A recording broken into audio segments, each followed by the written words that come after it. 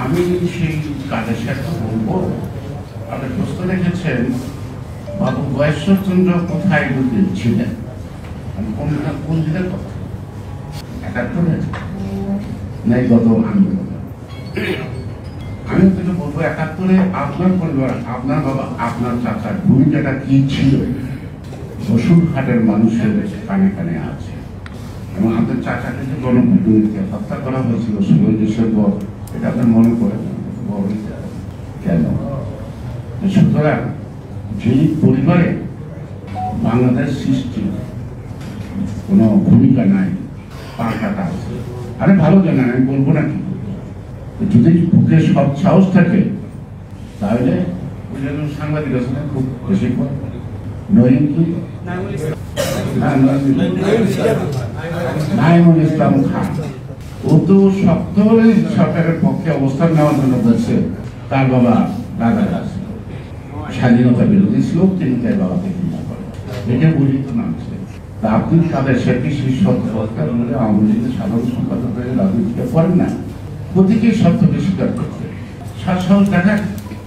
আর আমি গয়েশ্বরে কোথায় ছিলাম তাহলে আপনাকে খুঁজতে হবে, অবস্থান তাজউদ্দিনের অবস্থানে জিজ্ঞেস করতে হবে ৭১ গয়েশ্বরে বলছিল। ওই যে আপনাদের প্রধানমন্ত্রীর ছোট ভাই শেখ কামালের কবরস্থানে যা কান পেতে শুনতে হবে আমি কোথায় ছিলাম, আর অনেক কারণ যাদের কাছে গিয়ে আপনাকে ক্যাপ্টেন মনসুরের কাছে শুনতে হবে আমি কোথায় ছিলাম, আমি কি কলকাতা ছিলাম না ভিতরে ছিলাম, সব কথাই জানতে পারবে। ১১ই নভেম্বর যশোরের দক্ষিণাঞ্চল মুক্ত, ১১ই নভেম্বর না ১৬ ডিসেম্বর সেই মুক্তাঞ্চলের কেশবপুরের পোপারে আমরা মাইক জায়গায় জনসভা করি। সেই জনসভায় প্রায় ৫০,০০০ উপরে লোক, ডুবুরি আর কেশবপুর তারা এই অঞ্চলে। সুতরাং আমরা কোথায় ছিলাম কখন তা জানি না, তবে এই দলকে কোথায় ছিলাম এটা হারুনকে জিজ্ঞেস করেন, আনন্দজির প্রধানকে জিজ্ঞেস করেন, আপনার এনএসএর প্রধানকে জিজ্ঞেস করেন, আমাকে খুঁজে পেল না কেন, হয়তো পায় নাই, আপনার কোনো আপনজনের বাড়িতেও থাকবে না, এখানে না হয়তো তারা জেনেও না জানার ভাই করে থাকতে পারে। সুতরাং এই জবাবগুলি আপনি খুঁজে আমরা আন্দোলন করি, আত্মগোপন করি, পালাই না। আন্দোলন পরিচালনা করার জন্য আত্মগোপন করি হবে না, কারণ আমাদের ওই যে আন্ডার ডবল পার্টি নজর করার অভ্যাস আছে, প্রকাশ্য জনগণের রাজনীতি করার অভ্যাস আছে, তাই না?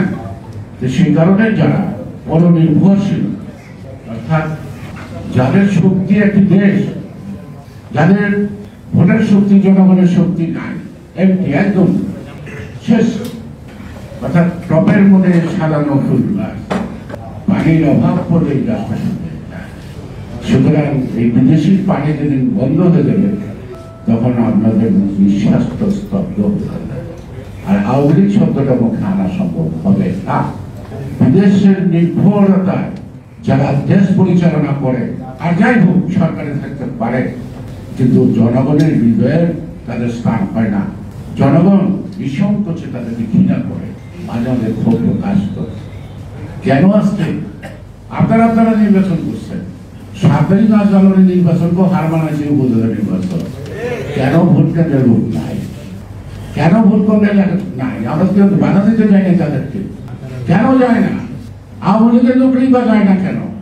কেউ বিশ্বাস করে না তাকে যে ভোট দিবে সেই ভোটটা সে দিতে পারবে, এই আত্মবিশ্বাসটা আওয়ামী লীগকে যারা ভোট দেয় তাদেরও নাই, তাই তারা ভোট দিতে যায় না।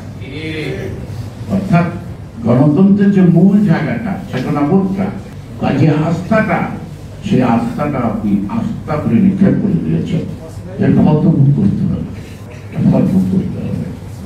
এবং সেই ফল বিএনপি করবে কি করবে না, কতটুকু করতে পারবে কতটুকু করতে পারবে না, সেটা নিয়ে বিতর্ক করার প্রয়োজন নাই। কিন্তু সবকিছু শেষ আছে, সেই শেষটা পরবর্তী অধ্যায়টা কেমন হবে সেটা মনে যদি করতে পারতেন ভালো হতো। কেন? যে ঈশ্বর আল্লাহ তাআলা বলছেন তোমার মৃত্যুকে স্মরণ করো, আল্লাহ তোমাকে একটি মৃত্যু হবে। আপনাদেরকে বলবো মৃত্যু তো হবে সেটা অন্য ব্যাপার, কিন্তু আপনাদের ক্ষমতা ছাড়তে হবে, এটা সবসময় স্মরণ করতে হবে। স্মরণ করলেই আপনারা জনগণের অধিকার নিয়ে ছিনিয়ে নিতে পারতেন না। আর সিনেমিটি না খেলে ক্ষমতায় বাইরে গেলেও রাজনীতিটা করার সুযোগ আপনাদের জন্য অবশিষ্ট থাকে।